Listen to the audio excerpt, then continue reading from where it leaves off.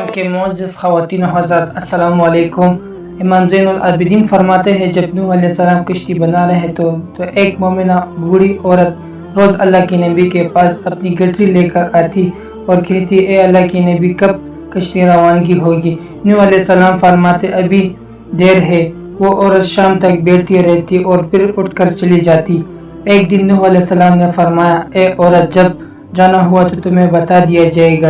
یہ عورت واپس چلی گئی اور انتظار کرنے لگی کہ کب نوح علیہ السلام بلائیں گے۔ اس دوران عذاب آ گیا اور کشتی روانگی ہو گئی، لیکن نوح علیہ السلام نے اس عورت کو نہ بلایا۔ ظاہری طور پر نوح علیہ السلام اس کو بلانا بلا دیا گیا۔ جب طوفان تھما تو ایک دن نوح علیہ السلام کے دل میں محبت اٹھی کہ شہر کو دیکھوں جہاں سے وہ چلا تھا۔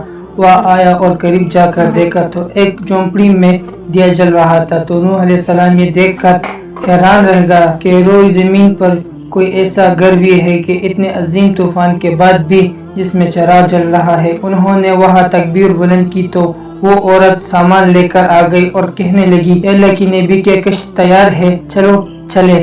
نوح علیہ السلام نے حیرت سے اس کو دیکھا اور کہا، روکو بوڑھیا، کیا تمہیں کچھ بھی پتہ نہیں چلا؟ وہ کہنے لگی، یا اللہ کے نبی، کیا نہیں پتہ چلا؟ کہا کہ اتنا بڑا سیلاب آیا، بارش آئی، تمہیں کچھ بھی پتہ نہیں چلا؟ بوڑھا کہنے لگی، یا اللہ کی نبی، بس ایک دن بادل گرجے تھے اور کچھ ہلکی سی پہاڑ پڑی تھی۔ نوح علیہ السلام حیران ہو کر آسمان کی طرف دیکھنے لگا اور کہا، اے اللہ، یہ کیا ماجرا ہے؟ اللہ تعالیٰ نے نوح علیہ السلام پر وحی بھیجی کہ اے میرے پیارے نبی، اس عورت کے دل میں چونکہ تمہاری محبت تھی اور تم نے اسے پابند کر دیا تھا، اور چونکہ تمہارا اس سے وعدہ بھی تھا کہ نجات کی کشتی میں اسے لے کر جاؤ گے، تب جبکہ تم نے اپنا وعدہ پورا نہیں کیا، لیکن اے نوح، میں تو تمہارے وعدے کا ذمہ دار تھا، اس لیے میں نے اس بوڑھے تک عذاب پہنچنے ہی نہیں دیا۔ حضرت ابن عباس رضی اللہ عنہ سے مروی ہے کہ کشتی کی لمبائی 1500 گز اور چوڑائی 600 گز تھی۔ حضرت سوری رحمۃ اللہ علیہ فرماتے ہیں کہ حضرت نوح علیہ السلام کو اندرونی اور بیرونی حصے کو تار، گولڈ، دامرے بھی اچھی طرح ملنے کا حکم ملا تھا، اور ہدایت دی گئی تھی کہ کشتی کے سامنے حصے کو بلندی کو اٹھا ہوا ہو تاکہ وہ پانی کو چیر سکے۔ اس کی اونچائی 300 گز تھی اور اس میں 3 منزلیں تھی۔ کشتی کے اوپر ایک ڈھکن تھا جس سے وہ بند کر دی جاتی تھی، گویا وہ آج کے زمانے کے مطابق ایک عظیم آبدوش تھی۔ حضرت نوح علیہ السلام کشتی بنانے میں مصروف تھے۔ قوم کے سردار آپ کے پاس گزرتے اور ہنستے اور مذاق کرتے، یہاں تک کہ کشتی تیار ہو گئی۔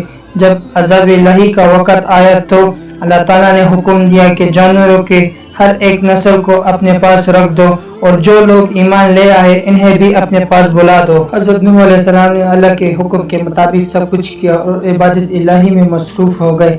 آخر کار طوفان کے اثر ظاہر ہونے لگے۔ دیکھتے ہی دیکھتے زمین کے ہر گوشے سے پانی ابلنے لگا، گویا قیامت کا منظر تھا۔ کشتی طوفان کی پہاڑ جیسی اونچی لہروں پر تیر رہی تھی۔ حضرت نوح علیہ السلام نے اپنے بیٹے کیران کو دیکھا جو اونچی پہاڑ پر موجود تھا۔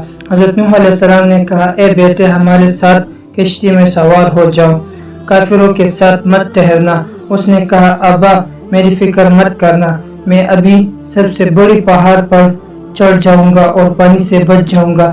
حضرت نوح علیہ السلام نے کہا، آج اللہ کے قہر الہی سے کوئی نہیں بچ سکتا۔ اسی اثنا میں ان دونوں کے درمیان ایک بڑی سی لہر حائل ہو گئی اور وہ غرق ہو گیا۔ حضرت نوح علیہ السلام نے رب سے مغفرت کی نجات کی عرض کی، اے پروردگار، تو نے میرے گھر والوں کی بخشش کی مغفرت فرمائی ہے، تو یہ بیٹا بھی گھر والوں میں سے تھا۔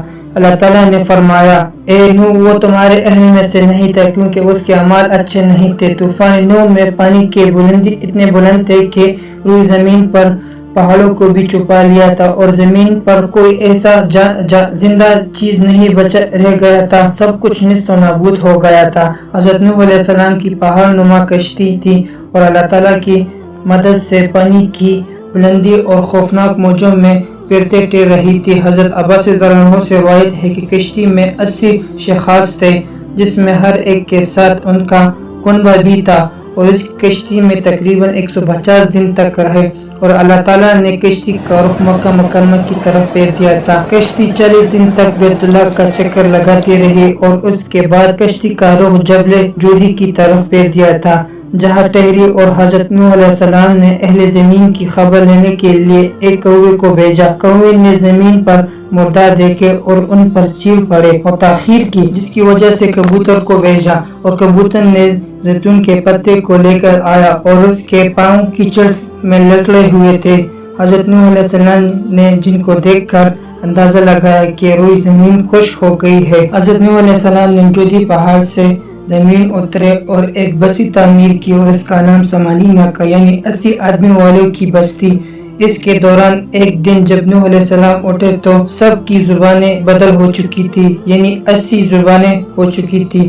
لوگ ایک دوسرے کے زبان نہیں سمجھ رہے تھے، تو حضرت نوح علیہ السلام نے ہر ایک کی ترجمانی فرما رہے تھے۔ حضرت قتادہ رضی اللہ عنہ فرماتے ہیں کہ قوم نوح محرم کے 10ویں تاریخ کو کشتی سے باہر آئے تھے، چنانچہ حضرت نوح علیہ السلام ایک نئی بستی کو بسا کے دنیا کے کاروبار کو سرنو جاری اور ساری رکھا، اس لیے آپ کو آدمی ثانی بھی کہا جاتا ہے۔ اللہ تعالی ہمیں نیک زندگی عطا کرنے کی توفیق فرما، آمین۔